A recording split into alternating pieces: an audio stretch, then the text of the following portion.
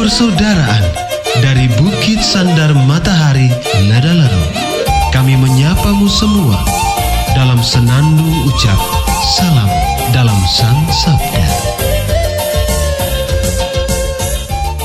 Bacaan Injil dan Renungan hari ini, edisi 25 April 2025, hari Jumat dalam Oktav Paskah.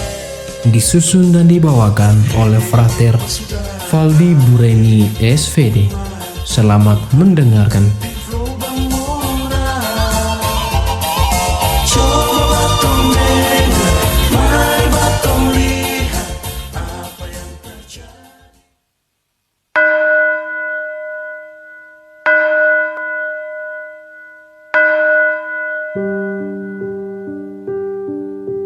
Bacaan dari Injil Yohanes bab 21 ayat 1 sampai 14. Kemudian Yesus menampakkan diri lagi kepada murid-muridnya di pantai danau Tiberias, dan ia menampakkan diri sebagai berikut.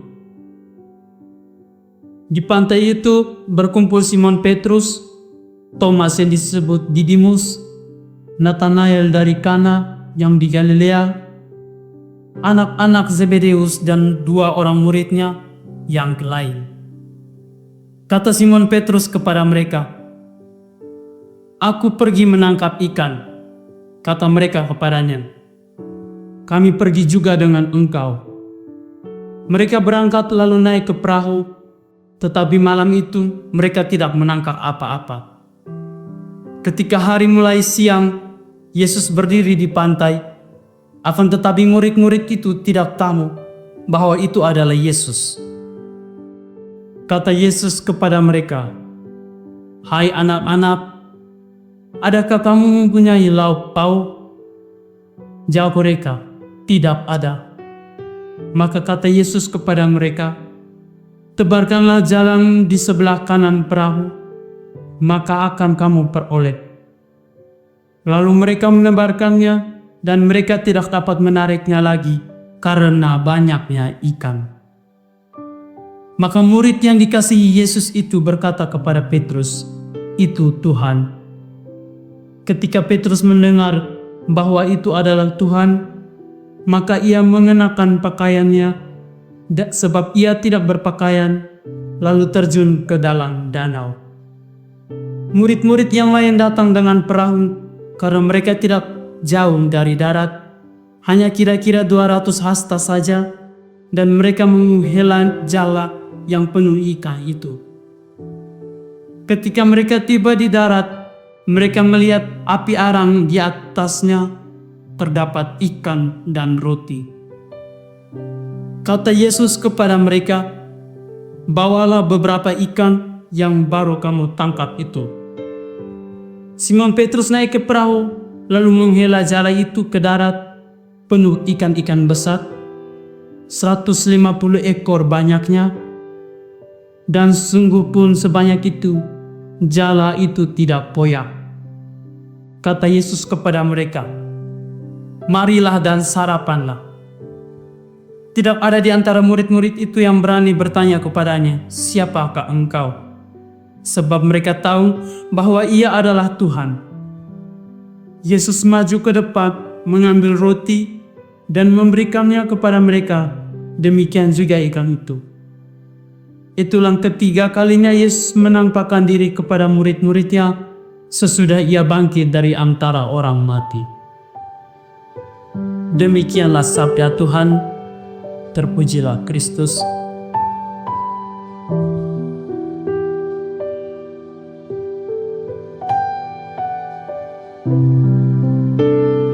Marilah dan sarapanlah. Saudara-saudara yang terkasih dalam Kristus, kita semua adalah orang-orang terpanggil. Kita dipanggil Tuhan untuk melayani sesama dengan cara kita masing-masing, yaitu melalui profesi yang kita emban sekarang ini. Misalnya menjadi seorang guru, atau dokter, perawat, imam, nelayan, petani, peternak, dan lain-lain.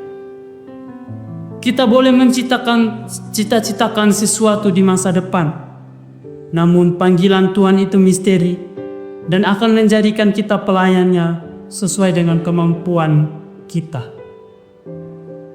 Dalam Injil Yohanes yang kita dengar tadi, khususnya pada ayat 12 tertulis, Yesus berkata kepada mereka, "Marilah dan sarapanlah." Sebagai orang-orang terpanggil yang selalu beriman kepada Kristus, kita mesti merenungkan ajakan Yesus itu dan kaitkan dengan panggilan hidup kita. Marilah dan sarapanlah merupakan ajakan Yesus yang sangat mendalam sehubung dengan panggilan hidup ini. Sering dalam menjalankan tugas kita sehari-hari, kita merasa capek, lelah, bosan, selalu gagal dan ingin keluar dari situasi atau rutinitas yang ada. Hal-hal tersebut merupakan hal yang sangat manusiawi dan pasti dirasakan oleh setiap orang.